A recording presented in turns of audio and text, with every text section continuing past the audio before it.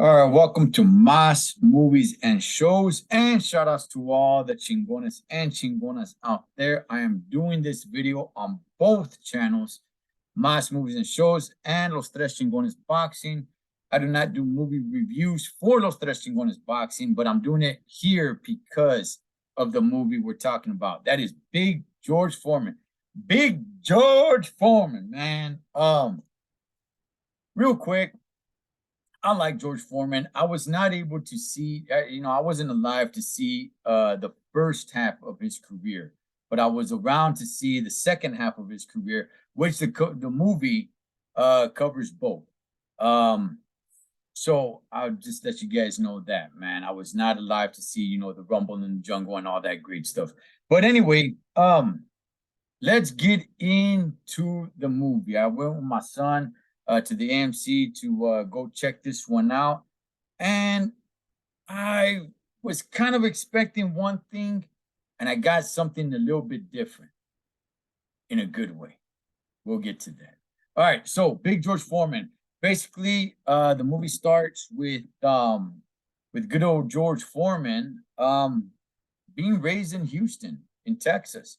To be honest with you guys, man, I didn't even really know, man, that where George Foreman was from. I knew he was from somewhere from like the South.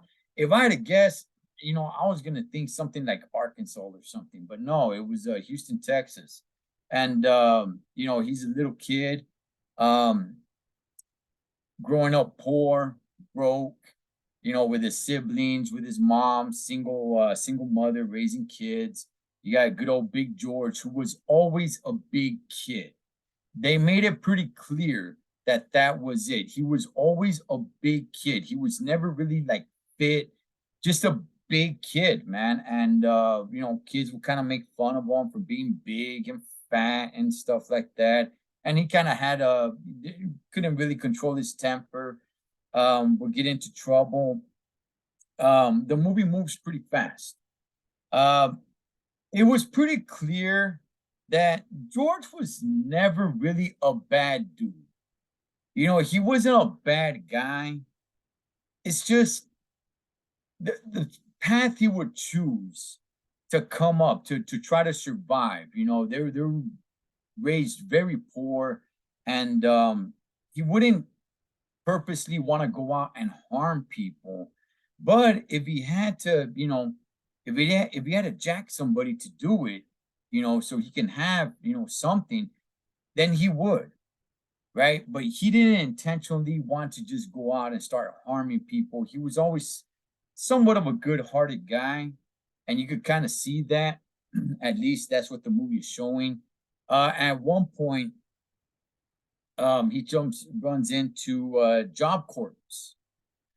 I'm not really too educated on Job Corps. I think I've heard a little bit here and there, but he sees that as an opportunity, tells his mom, this is what I want to do. I want to go join the Job Corps and see what's up over there.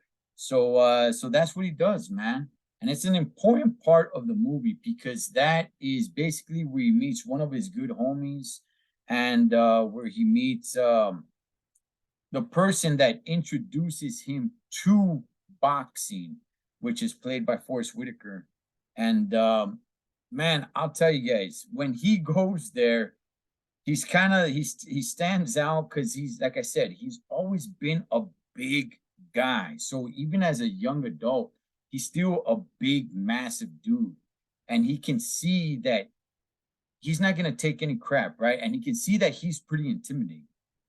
You can see that people are kind of scared of him, especially if he stands up to them, right? He's just a giant of a guy. And he has a little bit of problems here and there while in the Job Corps. Now, like I said, I'm not too familiar with the Job Corps. What it seemed like, at least there, what the movie showed, it was almost like a little bit of the military, kind of like going to boot camp a little bit. Not strict like that where they're trying to make you fit or anything of that nature, but you do live there. You are in bunkers a little bit like sort of the military. You eat three squared meals a day. You got to go to class. You got to be on top of everything. You got your bunk there, and all that good stuff. And he gets into trouble and they're looking to kick him out. And he's all like, no, please, I can't go back home. I can't. He made a promise that he cannot go back home, that he will not go back home without being successful at this, what he has chosen to do. And that is when he is introduced to boxing. Now, here's the thing about boxing, okay? And to everybody who knows boxing, for the most part, by far, you need to be boxing as a kid. Okay. Those that pick up boxing at the age of, say, 18, 19, 20, 21 years old, which is in the case of George Foreman. He picked it up, I think, at the age of 18 or 19 years old. That's late. That is late, especially if you plan on going far in the sport of boxing, if you plan on making this your career, if you plan on becoming champion and becoming an actual boxer, that's late in the game. Yes, it has happened. It does happen here and there. Those that are touched by God, those that are blessed to have those skills and that where you're able to pick it up late in the game, because 18 years old to barely start putting gloves on, that is late in the game. But it's rare, but it does happen where you can pick it up late in the game and be great at it. And in the case of George Foreman here, he picked it up, and he hit hard, man, and everybody was able to see that.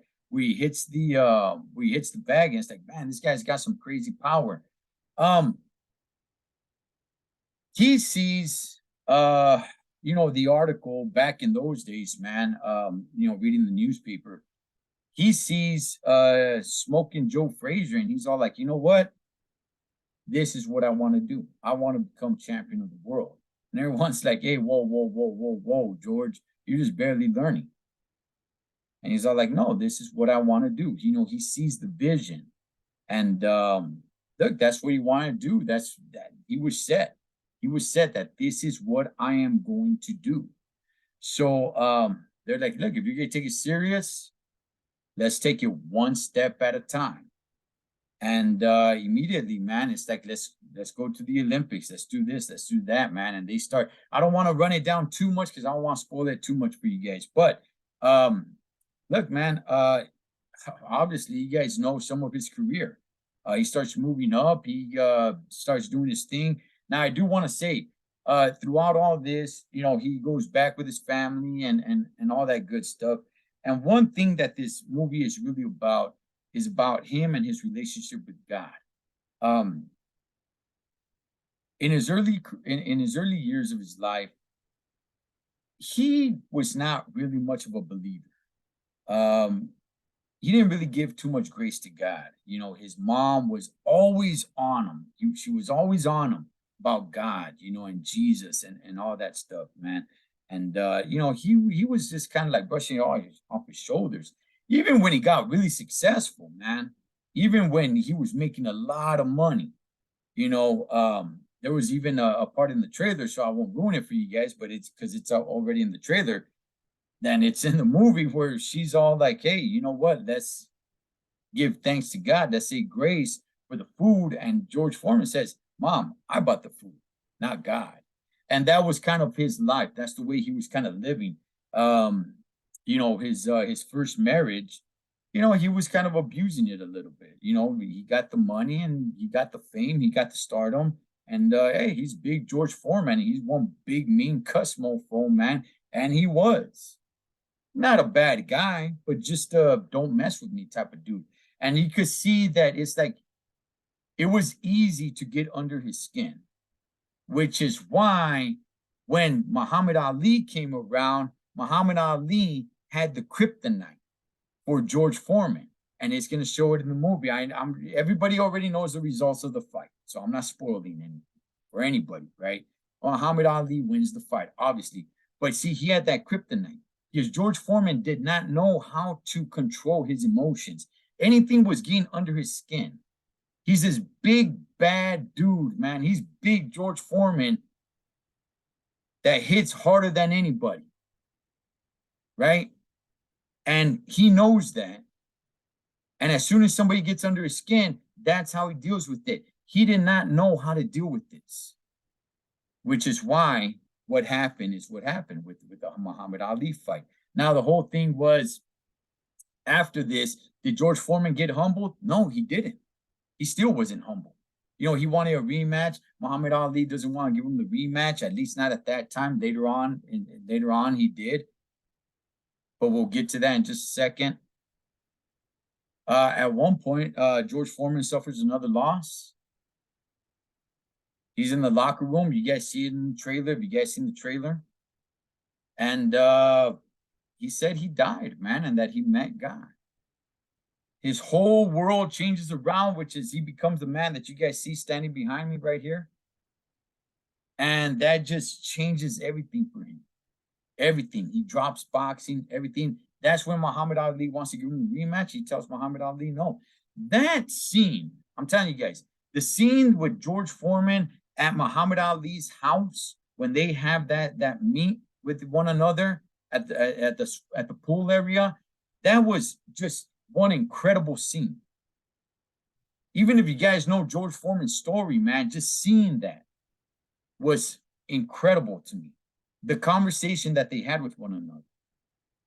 George Foreman meeting his new wife, becoming a pastor, opening the youth program facility for all the troubled kids, seeing why he did it. While he was a pastor and a grandmother coming with her grandson saying, my son is in trouble. He keeps getting into problems. He keeps fighting. He keeps running around with the wrong crowd, getting into problems in the streets. And George Foreman, as a pastor, says like, oh, well, just read your Bible. You'll be good, son. Finding out what happened to that young man. Where George started thinking like, you know what?